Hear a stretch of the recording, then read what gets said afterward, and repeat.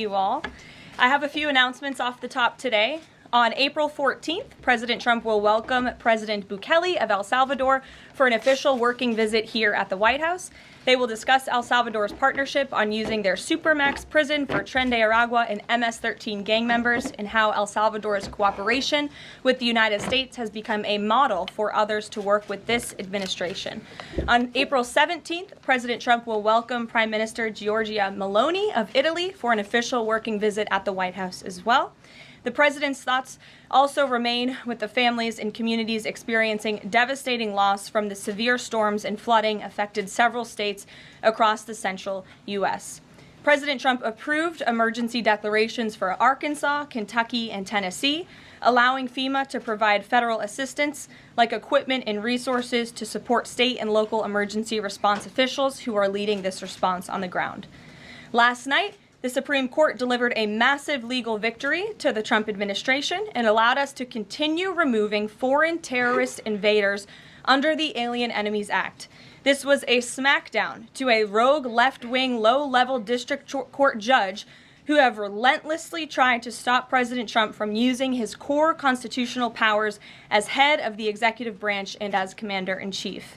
The highest court in the land made it clear that the President of the United States has the power to protect our homeland and forcibly remove foreign terrorists who pose a grave threat to families and communities. Thank you to the Supreme Court for upholding the rule of law and protecting the Constitution. Our message to the monster Tren de Aragua and MS-13 terrorists still hiding illegally inside our country is clear. Deport yourself now, or you will be locked up and sent back to your home country. On another matter, the historic Liberation Day announcement last week by President Trump made it very clear that the era of American economic surrender is over. President Trump is no longer going to allow American workers and companies to be ripped off at the hands of foolish trade practices that shipped away millions of high-paying jobs and hollowed out communities across the country. It's America first, all the way. And despite fear-mongering by the media, the world is clearly responding to President Trump's approach. Just yesterday, President Trump held a bilateral meeting with Israeli Prime Minister Benjamin Netanyahu here at the White House. The Prime Minister pledged to immediately eliminate America's trade deficit with Israel and remove their trade barriers. Israel's proactive approach should serve as a model for the rest of the world. Also yesterday, the President spoke with Japan's Prime Minister, who wants to negotiate as well. The President also spoke to the acting president of South Korea this morning. He has tasked Secretary Bessent and U.S. Trade Representative Jamieson Greer to lead these talks. In total, since the Liberation Day announcement, nearly 70 countries have already reached out to the President to begin a negotiation. Countries are falling over themselves to reform their unfair trade practices and free open their markets to our country. Why? Because these countries greatly respect President Trump in the sheer power of the American market. These countries realize they've gotten filthy rich over the past few decades by imposing substantial tariffs on American-made products and ridiculous non-monetary barriers to block out American industry. The jig is up. Past American presidents sat by and let this happen, but President Trump stood up for our country, and he is saying no more. The president's message has been simple and consistent from the beginning. To countries around the world, bring us your best offers, and he will listen. Deals will only be made if they benefit American workers and address our nation's crippling trade deficits. America does not need other countries as much as other countries need us, and President Trump knows this. He's going to use the leverage of our markets and our country to the advantage of the people he was sworn in to represent. On the other hand, countries like China, who have chosen to retaliate and try to double down on their mistreatment of American workers, are making a mistake. President Trump has a spine of steel, and he will not break, and America will not break under his leadership. He is guided by a firm belief that America must be able to produce essential goods for our own people and export them to the rest of the world. A strong America cannot be solely dependent on foreign countries for our food, medicines, and critical minerals. And America must always maintain a robust defense supply chain. Reprioritizing and strengthening our manufacturing industry are essential national and economic security issues of the utmost importance to President Trump. By focusing on supercharging the onshoring of American manufacturing, the president is already delivering on his promise to usher in an economic golden age for our country. Just look at Friday's jobs report, which smashed expectations for the second straight month. The American economy added 228,000 jobs, nearly 100,000 more jobs than economists predicted, and the fourth highest month for private payroll growth in the past 2 years. There was also a sharp increase in transportation, construction, and warehousing employment. And in just 11 weeks, President Trump has secured more than $1.5 trillion in private sector investment. This is $500 billion more than Joe Biden secured in his entire term. This record-breaking private sector investment will create roughly 350,000 American jobs and counting. If you add up all of the investment pledges from foreign governments, President Trump has secured an incredible $5 trillion in total investments already. In the months ahead, President Trump's pro-growth economic agenda will be fully realized. The largest deregulatory effort in American history is underway. Unnecessary, burdensome, costly red tape is being eliminated by this entire federal government every day, driving down costs and massively boosting small businesses. So far, President Trump's deregulation effort has already saved Americans more than $180 billion, equivalent to $2,100 per family of 4. The president's drill baby drill energy agenda, which he will discuss later this evening in the East Room, is capitalizing on the abundance of natural resources under our feet to generate more affordable electricity, cheap gas, and quality new jobs. All of this will combine to end the Biden-imposed cost of living crisis that's absolutely crushed American families. Under President Trump, the American energy industry will lead the globe over the next century, delivering lower prices and significantly strengthening our country's economic position. At the president's direction, Republicans in Congress are working quickly to pass one big, beautiful bill, which will also include the largest tax cut in American history. As President Trump has said, the House must pass this budget resolution quickly. Here in our new media seat today, we have Jasmine Wright, the White House reporter for Notice. Notice is a nonprofit and nonpartisan news site which launched in early 2024. They've gained millions of readers across the country since. Newsroom's goal is both to inform readers and train the next generation of politics and policy journalists. They also partner with state newsrooms to give local communities more knowledge of what their representatives are doing in Washington, D.C. With that, please kick us off, Jasmine. Thanks so much, Karoline. A couple questions for you. The first one being, can you explain the White House's evolution from this is not a negotiation on tariffs to countries should pitch us and start negotiations on tariffs? As the president said yesterday, Jasmine, both things can be true at the same time. And it is a non-negotiable position that the United States has faced a national security and economic crisis because of the unfair trade practices by countries around the world. As for the president, I have maintained this position. The entire administration has always said that President Trump is willing to pick up the phone and talk.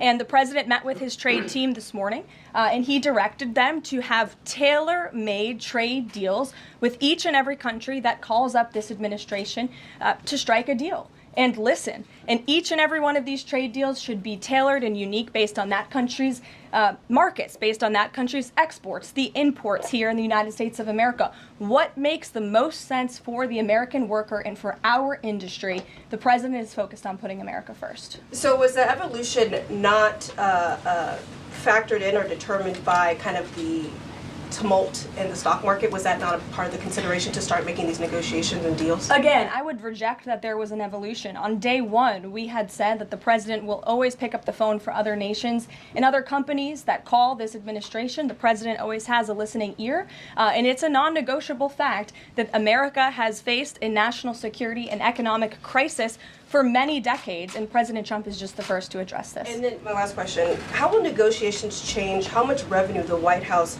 is planning to make from the tariffs? Well, that has yet to be seen, but as the president said, the reciprocal tariffs, which will continue to go in effect as these deals are negotiated and ongoing, will generate trillions of dollars in revenue to the United States. And this is twofold. The president wants to onshore jobs here to the United States of America. He wants to boost our manufacturing industry.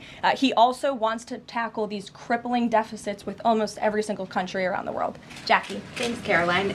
The Treasury Secretary, Scott Bessent, warned that some of these negotiations might take up to months, that we could be doing this through April, May, and into June. And then you had Kevin Hassett say it's going to take a lot for the president to put his signature on the line because he wants to make sure there's a good deal for America. Is the president operating on any sort of a timeline or deadline where he wants this completed by?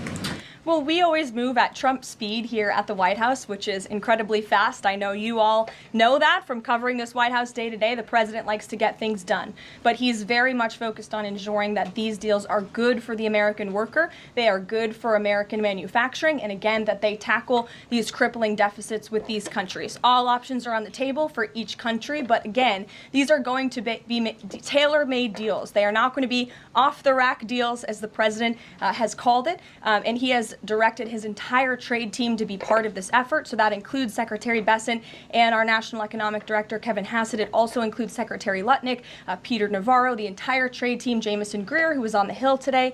Everybody who was involved in this incredible, fair, reciprocal trade agenda will continue to be involved in negotiating these deals. And then yesterday, Goldman Sachs put out a research note. It put the odds of a recession at 45% within the next 12 months, up from 35%. But Peter Navarro guaranteed last night no recession.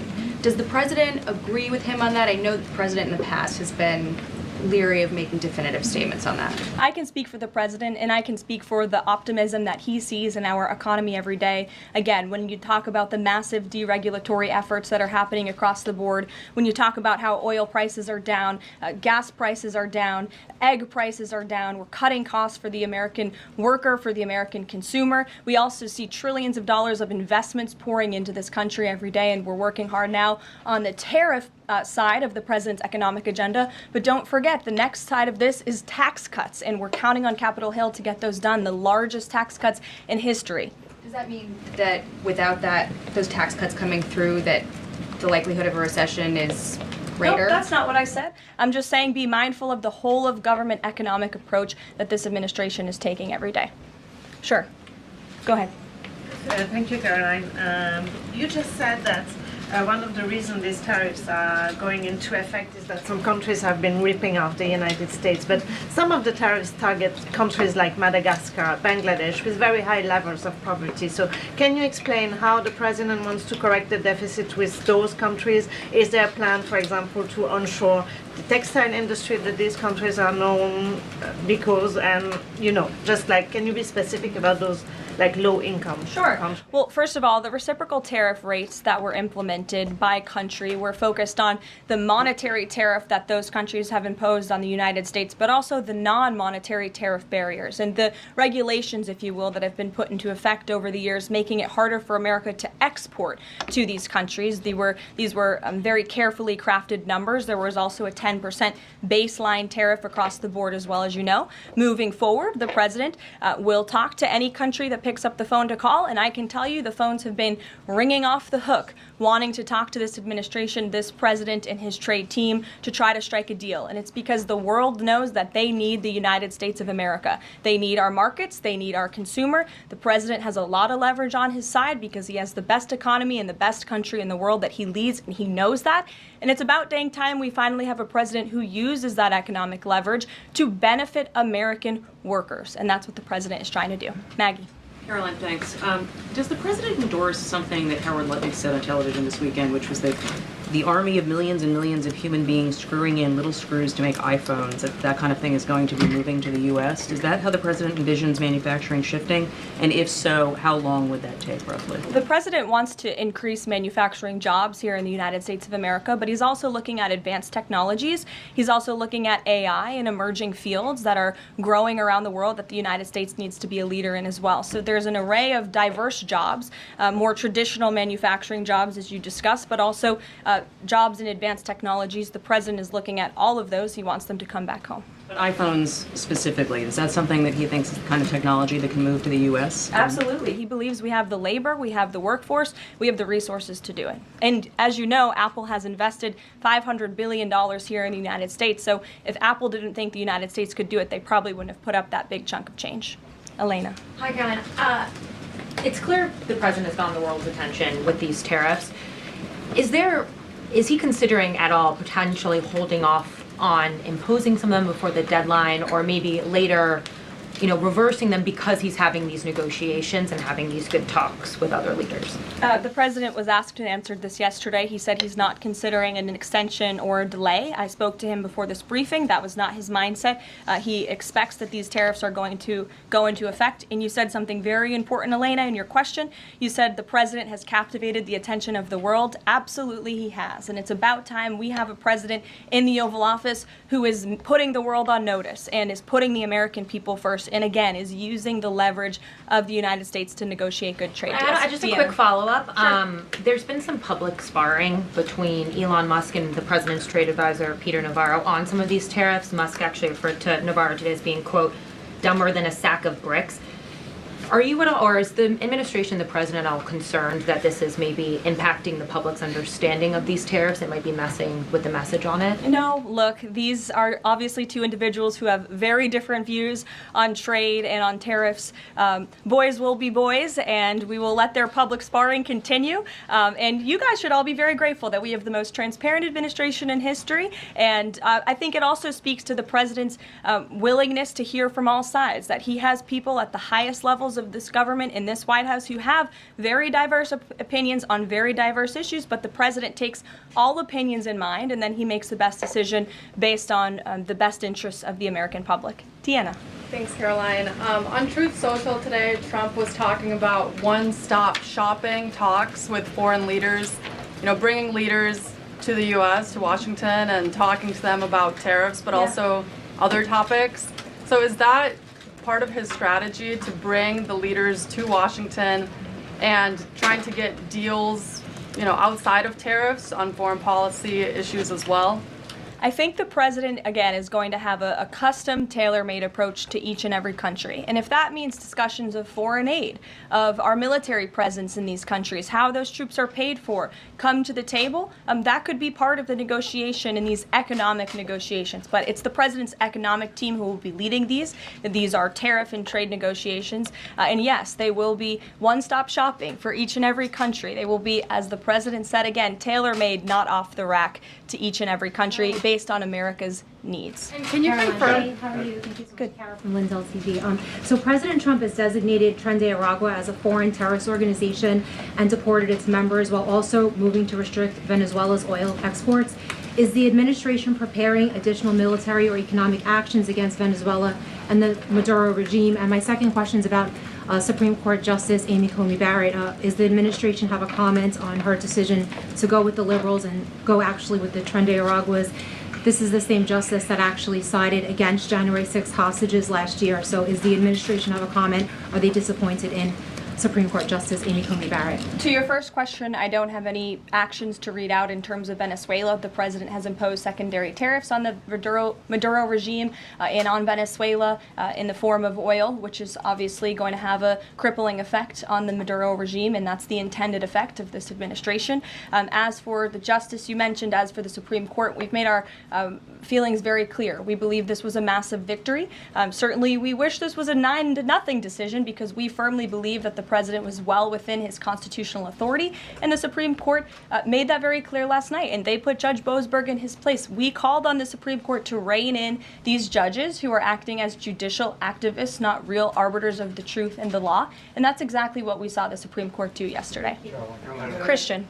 Thanks, Caroline. Now that the president's reciprocal tariffs are here, going into effect tomorrow, what's the status of the ERS? When will they actually start collecting revenue? And will that be nested under CBP or somewhere else entirely? It's something Secretary Lutnick has taken up, so I defer you to the Department of Commerce, but it's something that he and the president believe quite strongly in, and it's a promise that they intend to keep to the American people. Real quickly, can you explain why the president opted to send Secretary Hegseth to the dignified transfer last week instead of attending himself? Sure. The Secretary Hegseth was there to represent the administration. The president has expressed his condolences to these families, as have I from this podium. Shelby. Thank you. The president's trade representative this morning told senators that the president does not intend on carving out exemptions for products and companies when it comes to tariffs. But would the administration consider changing that stance should bankruptcies begin among U.S. companies who are dependent on China trade? I won't get ahead of the president on any exemptions or his decision on that. I will leave that to him. But again, we're looking at this country by country and based on the needs of the American people and the American workforce. And one more, can you walk us through how this specific tariff plan was decided on and which advisor came up with it? The reciprocal tariff plan? Yes. It was a plan that was discussed by the president's entire trade team over the course of many, many meetings, and the president ultimately decided on which way to go. A few proposals were given to the president.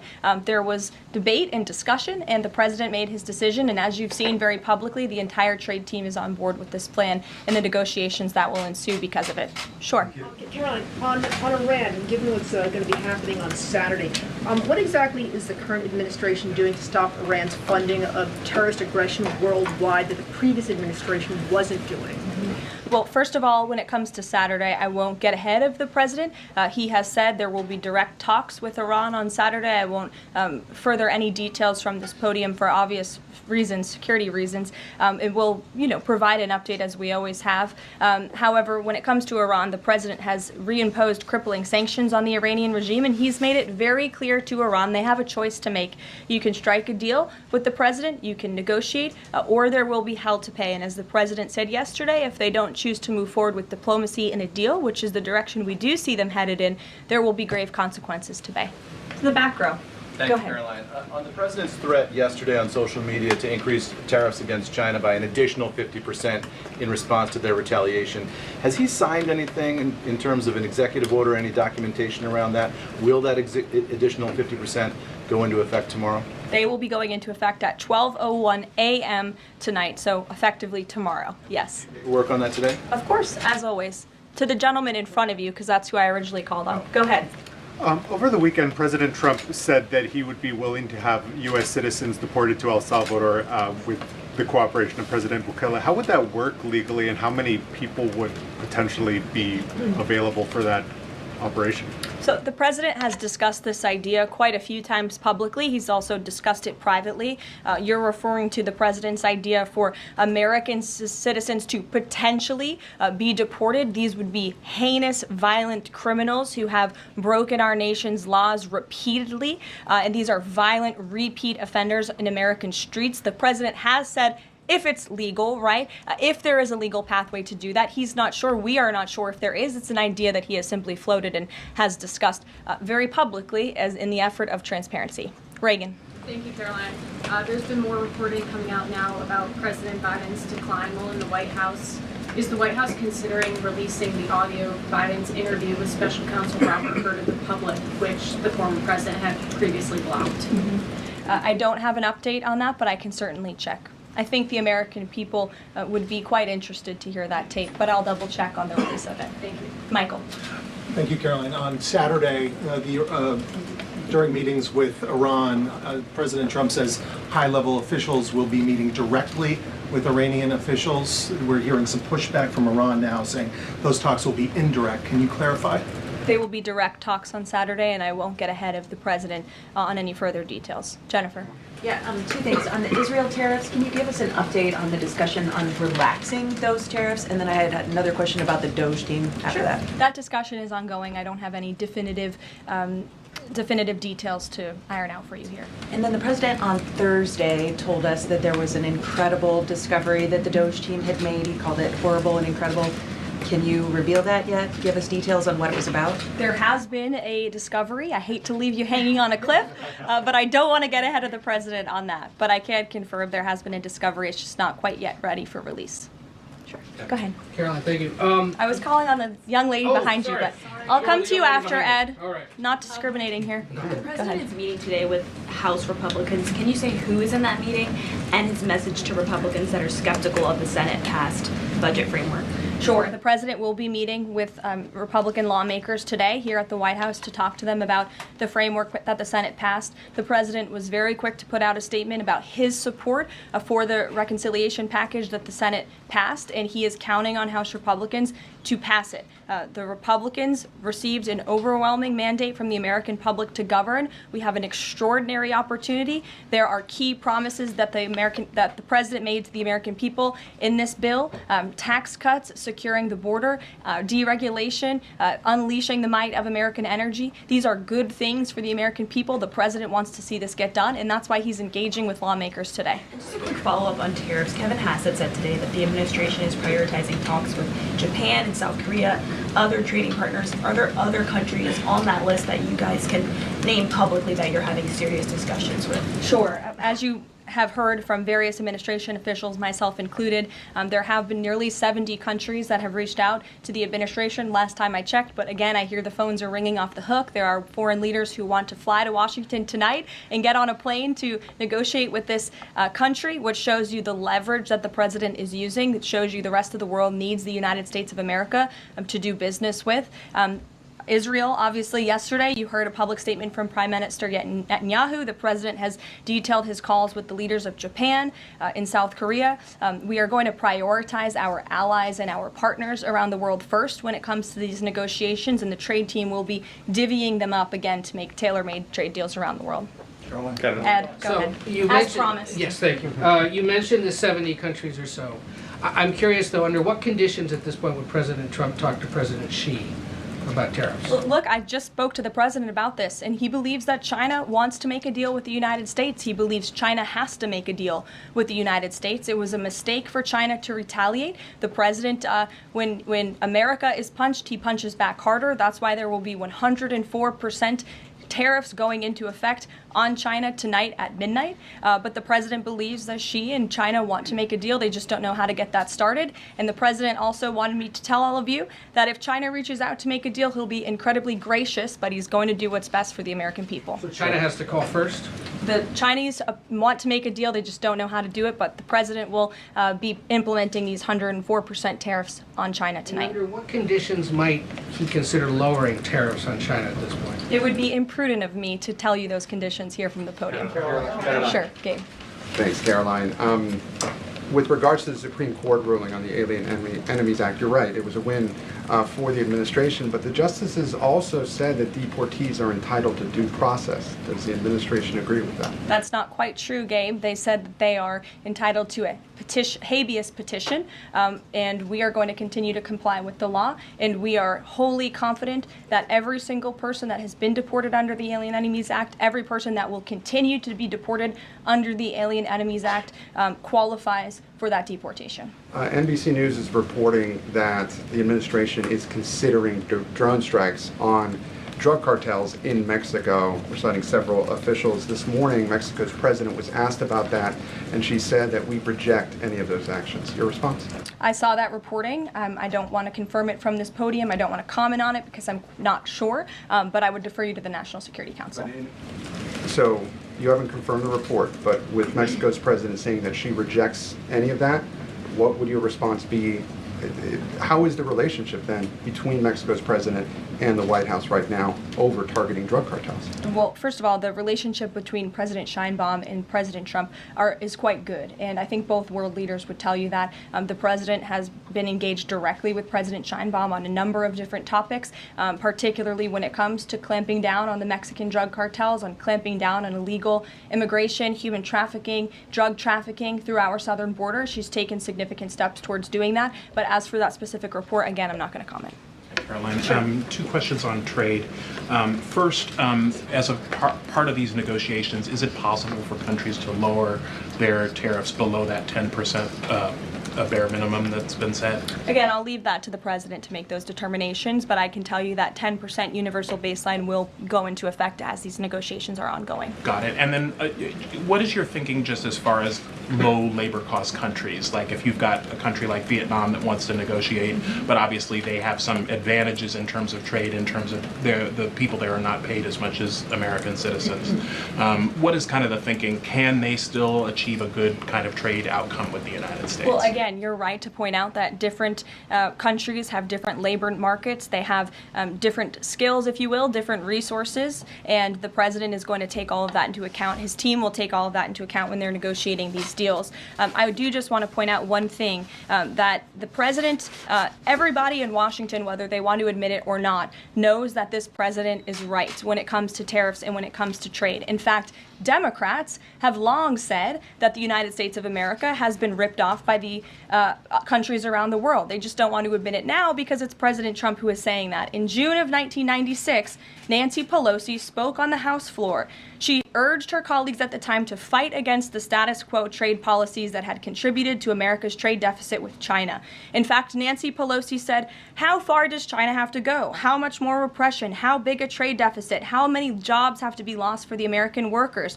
How much dangerous proliferation has to exist before members of this House of Representatives will say, 'I will not endorse the status quo'?" Those are the words of Nancy Pelosi in 1996. Well, President Trump is finally answering her call 27 years later. Nancy Pelosi can thank President Trump today for the 104% retaliatory tariff that will be going into effect on China.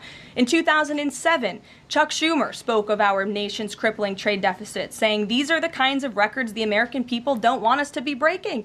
The administration needs to move beyond words, take action now to reverse a trend that threatens our prospects for future economic growth. And Chuck Schumer said that in 2007. Finally, in 2025, President Trump is taking action. Recently defeated Democrat Sherrod Brown said on deficits in 2012 that our deficit then at China had reached an all-time high, and it was on pace to recede last year's record. The trade deficit had cost American workers millions of jobs at the time. These are the words of Democrats years ago. It is about time America finally has a president who is taking action to restore those millions of jobs back to the United States of America, to boost our manufacturing industry. He's doing what's right for the American people. It will take a lot of labor. It will take a lot of effort. But that's exactly what the American people elected this president to do. He will be talking about our energy agenda at 3 o'clock today over in the East Room. As you all know, he will be signing a bill to unleash the might of our beautiful, clean coal industry in this country, which is a reliable energy source also for AI. There's a great story in Bloomberg today, actually, about the executive order that will be signed later. So we'll see you all there. I'll let the president speak more. We'll see you later. Thanks, guys.